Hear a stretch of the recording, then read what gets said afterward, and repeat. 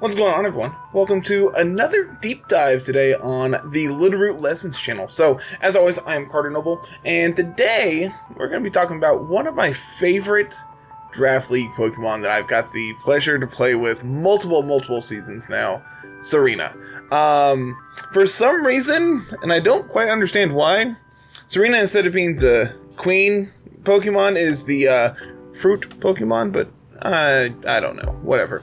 Above my pay grade, but whatever. So let's get to it. So Serena does one thing, and it does one thing extremely well. With the ability Queenly Majesty, it stops all priority moves from going into your team. With the caveat that, unlike Psychic Terrain, it doesn't shut off your own priority moves. So you can pair this next to Incineroar and still get your Fake Out offs. Or you can pair this next to Urshifu and still get your Sucker Punches off. Or your Aqua Jets or stuff like that. Very rarely in VGC are you going to see Serena's other abilities, which are Leaf Guard and Sweet Veil. I have used Sweet Veil a couple different times in Draft League matches where, depending on what my opponent has going on, they may have like a Moongus or something, and I just need to guarantee that they can't Spore me week in and week out. So I bring Sweet Veil Serena, and it's been okay in the past. I've used it and it's worked, but when it comes to VGC, it's really here for Queenly Majesty. So getting to the history of Sword and Shield, it's been there since the beginning of the game, but it was never really popular because it's a grass type. And it's sad to say that, but in a format dominated by Max Airstream, and in the earlier formats, you had Max Flare and Max Hailstorm to be able to change weather. You have Charizard in the earlier formats with G-Max Wildfire, and just all of these really oppressive attacks that Serena does not care for. As a result, any of the older sets that you do see are going to be way bulkier and usually carrying something like Koba Berry, or just a way to be able to abuse and sustain it on the field. It basically doing the same thing that it does in the current format, just in a different way, because it needs to be able to live a hit to be able to do that. So Serena does have a natural base 120 attack, base 72 HP, so like pretty decent HP, but the big things that it does have going for it is that base 120 attack and base 98 in both defenses. Of course, special attack doesn't matter because this is going to be a very physical mon, and a base speed stat of 72, which is okay. It's not terrible, but it is just enough to where your opponent can abuse that. So, common partners today in Series 10, you're going to see things like Kyogre and Regieleki, both mons that really don't like being out-prioritized with speed. Talonflame, Milotic, again, mons that don't really like, specifically for like, Talonflame doesn't like seeing Fake Out, Milotic doesn't like seeing Grassy Glide, Urshifu. These all make sense as to what they are here for and what they're stopping. When it comes to Eleki, sure, it can take one hit thanks to Focus Sash, but it really doesn't want to see Fake Out or Grassy Glide or any of these other like extreme speed on like Entei and stuff like that. You don't want to see that, and so thanks to Serena, you don't have to worry about that. So now the only thing you have to worry about is being outsped, which is why you're going to be able to pair this with Talonflame or these other mons that set Tailwind for themselves. So now you're going to be able to outspeed your opponent 100% of the time. Metagame breakdown is basically just showing exactly what Serena does. Power Whip, U-turn, triple axle, high jump kick. Really super common attacks on it, usually being carried by Assault Vest. So it makes sense that the most common item is Assault Vest, so the four most common attacks are going to be 4 damaging moves.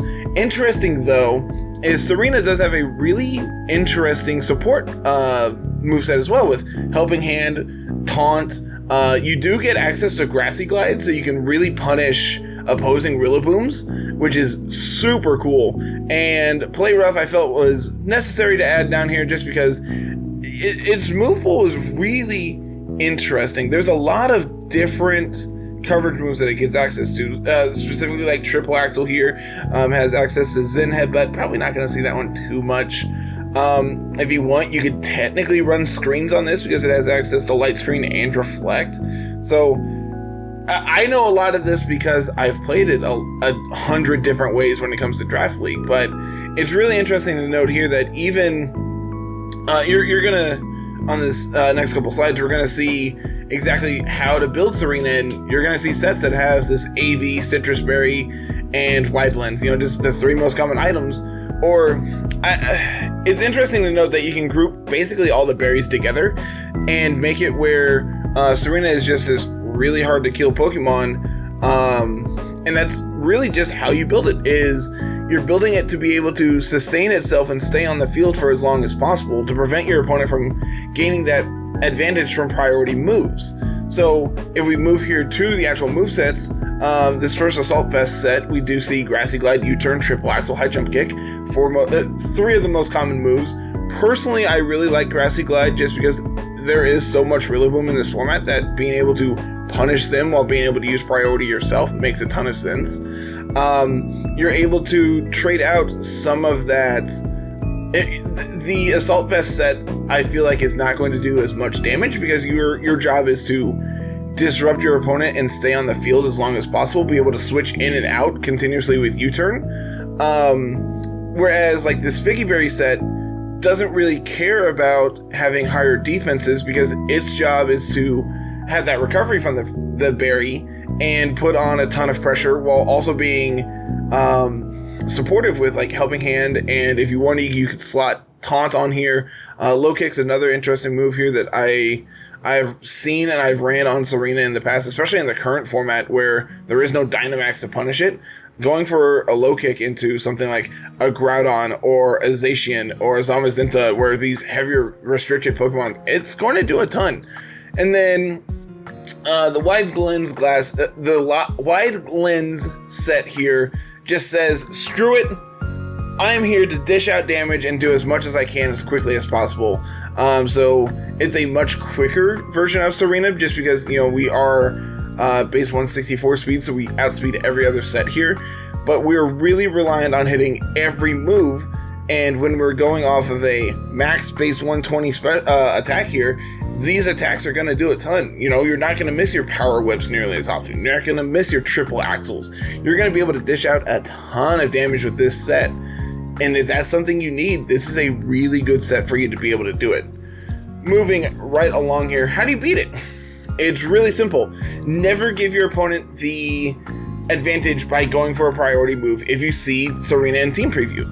If you see it, you need to be aware that your opponent can punish you for going, okay, if I click this turn, but they switch in Serena, this Mon effectively has done nothing this turn. I can't allow that and just click the other attack, in the case of like Urshifu. Instead of clicking Sucker Punch this turn, click Wicked Blow instead. You're going to do just as much damage, essentially. Granted, you're going to allow your opponent to go first, potentially, but you're not going to get got by opponents switching in Serena.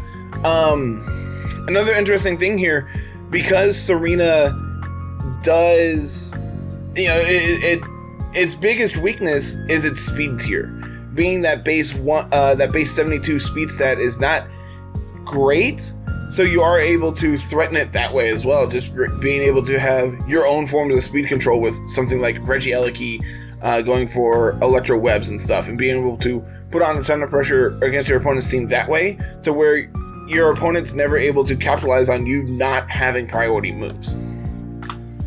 So to wrap up, Serena on its face value does approximately one thing, but it does that thing so well. Making it where your opponent just can't click priority moves is a really big deal, especially in a format dominated by Fake Out and Grassy Glide from very popular bonds. Making it where your opponent isn't able to use those moves just adds complexity to your opponent's mind games. And even in games where Serena doesn't come because it's not good in the matchup, your opponent still has to think, okay, what happens if they switch here? How do I win if my opponent switches in Serena this turn? So In reality, Serena not only stops your opponent from having the upper hand through priority moves, but also exerts a ton of physical prowess through a variety of physical typings. May it be that priority grass move with Power Whip or Grassy Glide, or low kick, or play rough, or triple axel. It does a ton, and it does it all really well. So that is going to be it for me today, everyone. Thank you so much. As always, like, comment, and subscribe, and we'll be back tomorrow with some more laddering. Thanks to Carl for putting that on this week, and more importantly, thank you for watching me do these this week. So it's been a ton of fun getting to show off a couple different ones that I am pretty familiar with, and I feel like it all went all right. So would love to hear your thoughts and comments down in the comments section below, and if there's anything you would like to see in the future on a future deep dive, by all means leave us a comment down there. So that is going to be it, everyone. Thank you so much. Have a good one. Peace.